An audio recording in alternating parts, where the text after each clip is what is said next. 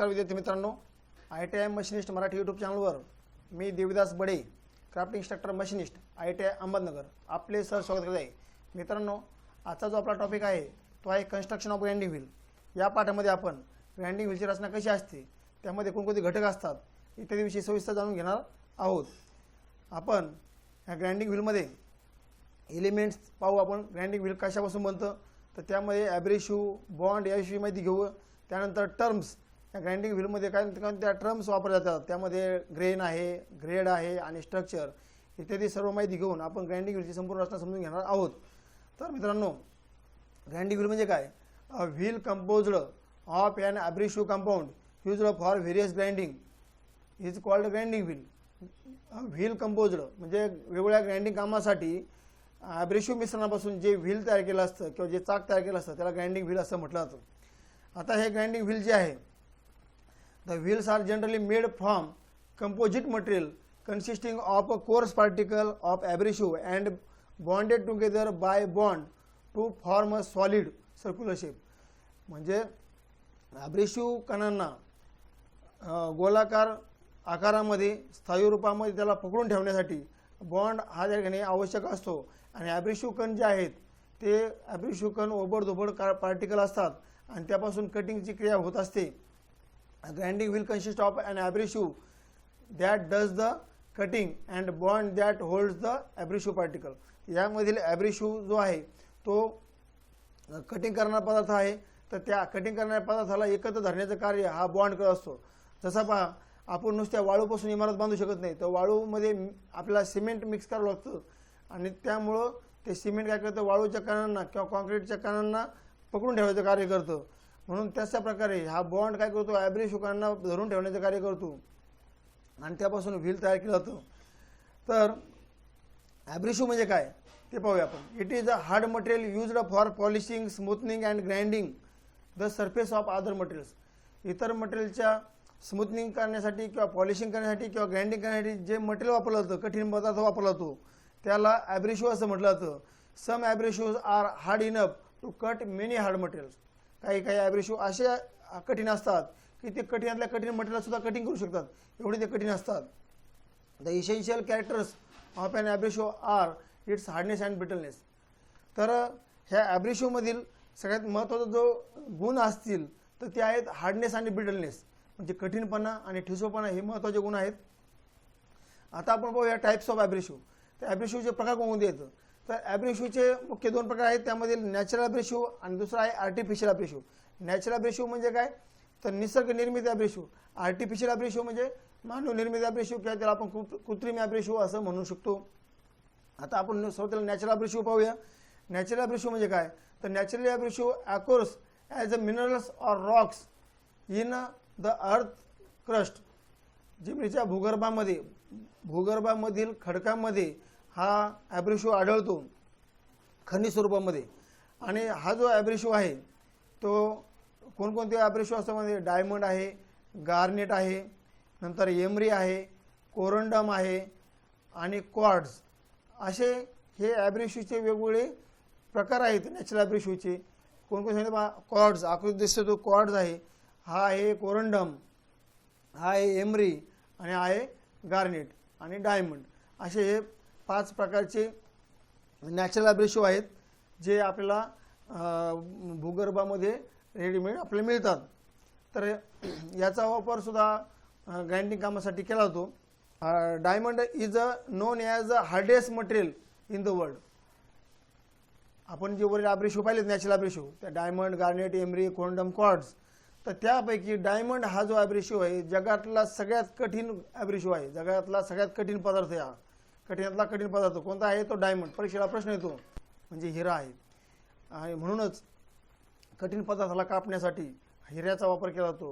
उदाहरणार्थ काच आहे, काचेला कट करायचं असेल तर त्यासाठी डायमंडपासून तयार केलेलं जे टूल असतं त्याला हिरकणी असं म्हणतात, त्याचा वापर त्यासाठी केला जातो. आता हा डायमंड आहे बघा. These are impure form of aluminium oxide. हे जे वरील आपण नॅचरल ॲब्रेसिव्ह पाहिलं ते काय येतं, impure form of aluminium oxide. Aluminium ऑक्साईडचे अशुद्ध रूप असतात ते. आता पुढचा जो ॲब्रेसिव्हचा प्रकार आहे तो आहे आर्टिफिशियल ॲब्रेसिव्ह.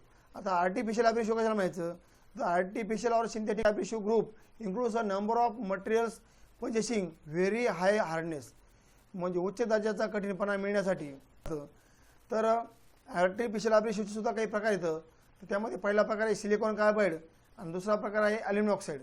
आता सिलिकॉन कार्बाईड आणि ॲल्युमिनियम ऑक्साईड या प्रत्येकाची आपण माहिती पाहूया. स्वतःला पाहूया आपण सिलिकॉन कार्बाईड. सिलिकॉन कार्बाईड जो आहे तो शेजारी आकृतीत दाखवल्याप्रमाणे थोडासा ग्रीन कलरचा कार्बाईड ॲब्रेसिव्ह आहे. Green silicon Carbide is used for very hard materials with low tensile strength such as cemented Carbide. Cemented Carbide सारखे लो टेन्साईल स्ट्रेंथ असलेले जे धातू आहेत त्यांना ग्राइंडिंग करण्यासाठी जे ॲब्रेसिव्ह वापरला जातो तो असतो सिलिकॉन कार्बाईड. तो कठीण धातूला कट करण्यासाठी वापरला जातो, ज्याच्यामध्ये टेन्साईल स्ट्रेंथ अतिशय कमी असते, ठिसूळ असतात. जसे आपले कार्बाईडचे टूल्स वगैरे असतात त्यासाठी आपण ग्रीन सिलिकॉन कार्बाईडचा ॲब्रेसिव्हचा वापर करतो. त्यानंतर पुढचं जे ॲब्रेसिव्ह आहे तो आहे ॲल्युमिनियम ऑक्साईड. ॲल्युमिनियम ऑक्साईड हे वेगवेगळ्या रंगामध्ये मिळतात पहा.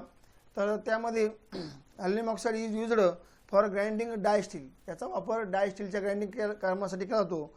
Brown aluminium oxide is used for general purpose grinding. General purpose grinding कामासाठी ब्राऊन ॲल्युमिनियम ऑक्साईडचा वापर केला जातो. The abrasives are selected depending upon the material being ground. आता हे ॲब्रेसिव्ह जे आहेत वेगवेगळ्या प्रकारचे ॲब्रेसिव्ह दिसतात पहा. जसे आपण सिलिकॉन कार्बाईड पाहिलं, ॲल्युमिनियम ऑक्साईड पाहिलं. ॲल्युमिनियम ऑक्साईडमध्ये पण वेगवेगळ्या कलरचे ॲब्रेसिव्ह आहेत. तर त्यातले कोणतं वापरायचं हे कशा अवलंबून आहे, तर आपल्याला कोणतं मटेरियल ग्राइंडिंग करायचं आहे त्या मटेरियल ग्राइंडिंग करायच्या त्या मटेरियलवरती अवलंबून आहे की कोणतं ॲब्रेसिव्ह निवडायचं ते. त्यानंतर आपण आता पुढची माहिती घेऊया बॉन्डविषयी. तर बॉन्ड म्हणजे काय, bond is a substance which when mixed with abrasive grains hold them together. जेव्हा बॉन्ड ॲब्रेसिव्ह ग्रेन बरोबर मिक्स केला जातो तेव्हा तो काय करतो, ॲब्रेसिव्ह ग्रेनला एकत्र धरून ठेवण्याचं कार्य करतो.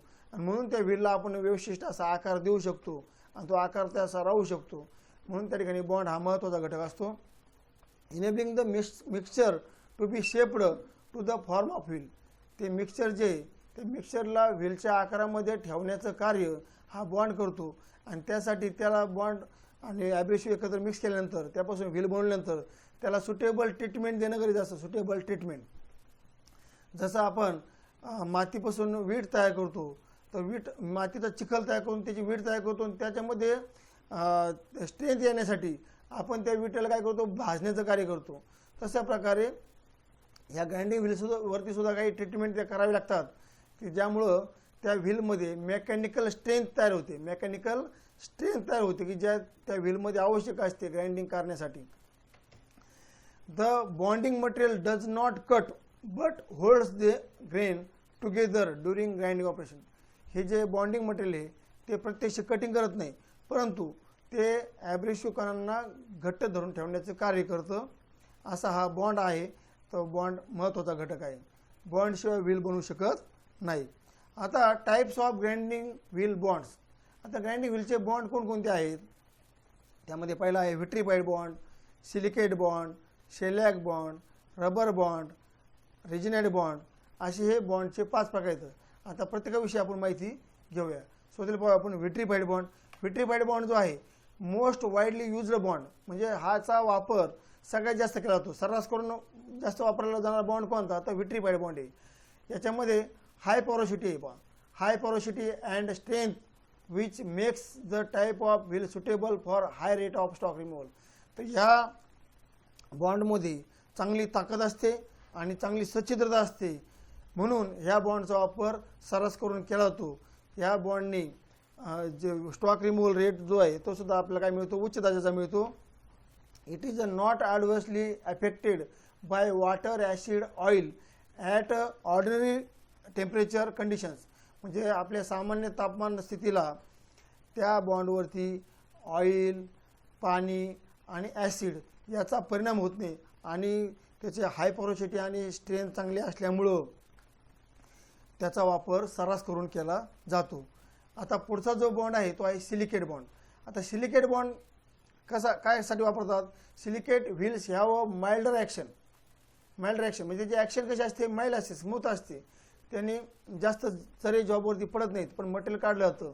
अशा या बॉन्डचा वापर कशासाठी केला जातो, तर तुमचे जे शार्प एज टूल असतात, फाईन एजचे टूल असतात, उदाहरणार्थ कटलरी हे का नाही, कटलरी म्हणजे तुमचे कोणते चाकू, सुऱ्या, कात्र्या यांना धार लावण्यासाठी जे व्हील्स वापरतात, त्या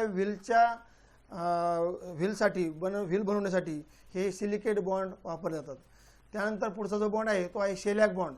शेलॅक बॉन्ड काय आहे, used for heavy duty large diameter wheels, म्हणजे मोठ्या मोठ्या व्यासाचे हेवी ड्युटी व्हीलला फाईन फिनिशमध्ये ग्राइंडिंग करण्यासाठी जो बॉन्ड वापरला तो आहे शेलॅक बॉन्ड.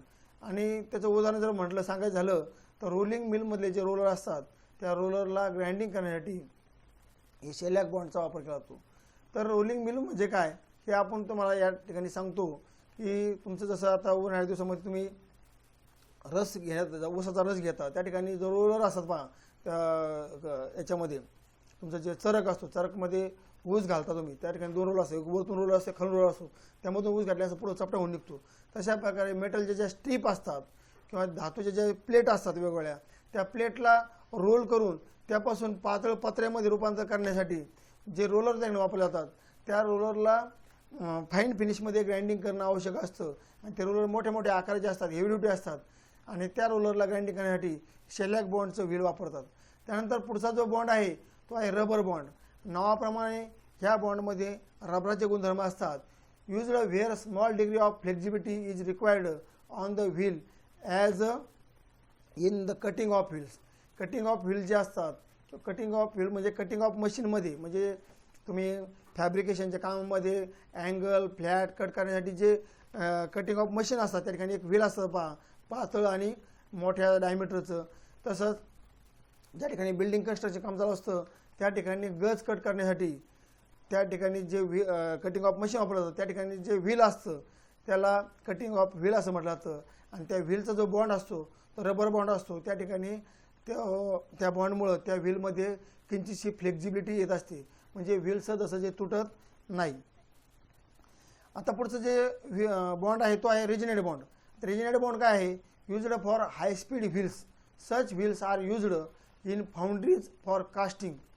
आता फाउंड्री जे असतात, वेगवेगळ्या फाउंड्री म्हणजे ज्या ठिकाणी कास्टिंग तयार होतात, आणि त्या कास्टिंग जेव्हा तयार होतात फाउंड्रीमध्ये, त्या कास्टिंगला वेगवेगळे पापुद्रे आलेले असतात, त्याच्यावरती वेगवेगळे ओबडधोबड स्पॉट असतात. ते ग्राइंडिंग करून फिनिश करण्याच्या कामासाठी म्हणजे फिटलिंग कामासाठी रेजिनेट बॉन्डचं व्हील त्या ठिकाणी वापरलं जातं. आता आपण ग्राइंडिंग व्हीलच्या वेगवेगळ्या टर्म्स पाहूया. ग्राइंडिंग व्हीलच्या वेगवेगळ्या टर्म्स आपण ग्राइंडिंग व्हीलचे एलिमेंट्स पाहिले, त्यामध्ये ॲब्रेसिव्ह आणि बॉन्ड, ॲब्रेसिव्हचे प्रकार, बॉन्डचे प्रकार पाहिले. आता आपण ग्राइंडिंग व्हीलच्या टर्म्स जे आहेत त्याला अनुसरून त्याची माहिती आपण घेऊया. त्या टर्म्स कोणकोणत्या आहेत पहा, ग्रेन ऑर ग्रीड साईज आहे, ग्रेड आहे आणि स्ट्रक्चर आहे. आता आपण ग्रेन साईजपासून सुरुवात करूया. आता ग्रेन साईज म्हणजे काय, तर ॲब्रेसिव्हपासून व्हील बनतं. तर ॲब्रेसिव्हचे जे कण आहेत हे वेगवेगळ्या साईजचे असतात, आणि हे वेगवेगळ्या साईजचे कण सेपरेट करण्यासाठी ज्या चाळण्या वेगवेगळ्या वापरल्या जातात त्या चाळण्याच्या साईजवरून याची ग्रेन साईज सांगितली जाते, म्हणजेच ग्रीड साईज सांगितली जाते. The number of indicating the size, the number indicating the size of the grit represent the number of openings in the sieves. Sieve म्हणजे चाळणी, used to size the grain. तर ग्रेनची size separate करण्यासाठी जी चाळणी वापरली जाते त्या चाळणीतील छिद्राच्या संख्येवरून ग्रेन साईज सांगितली जाते किंवा ग्रीड साईज सांगितली जाते. ग्रेन साईज आणि ग्रीड साईज काय आहे, सेम आहे. ग्रेन साईज म्हणतात किंवा ग्रीड साईज म्हणतात. हे जे ॲब्रेसिव्हचे कण आहेत त्याला ग्रेन म्हणतात किंवा ग्रीड म्हणतात. The larger the grit size number the finer the grit. जर समजा ग्रेन साईज किंवा ग्रीड साईज मोठी असेल तर याचा अर्थ असा समजायचा की ते जे कण आहेत ते बारीक साईजचे आहेत, फाईन आहेत ते. तर मोठी संख्या म्हणजे काय, समजा चाळणी आहे एखादी, त्या चाळणीमध्ये छिद्राची संख्या प्रति चौरस सेंटीमीटर छिद्राची संख्या जास्त असेल तर त्यामधून पडणारे जे कण असतील ते बारीक असतील, म्हणून याचा अर्थ असा झाला. त्यानंतर आपण आता क्लासिफिकेशन पाहूया. तर क्लासिफिकेशनमध्ये याचे एकूण 4 प्रकार पडतात, कोर्स, मीडियम, फाईन आणि व्हेरी फाईन. आता कोर्स जे ग्रेन साईज आहे किंवा ग्रीड साईज आहे त्यामध्ये 10 ते 24 असते. 10 ते 24 छिद्र असतात त्या चाळणीला प्रति चौरस सेंटीमीटरमध्ये. मीडियम जे साईज आहे त्यामध्ये 30 ते 60 छिद्र असतात प्रति चौरस सेंटीमीटरमध्ये.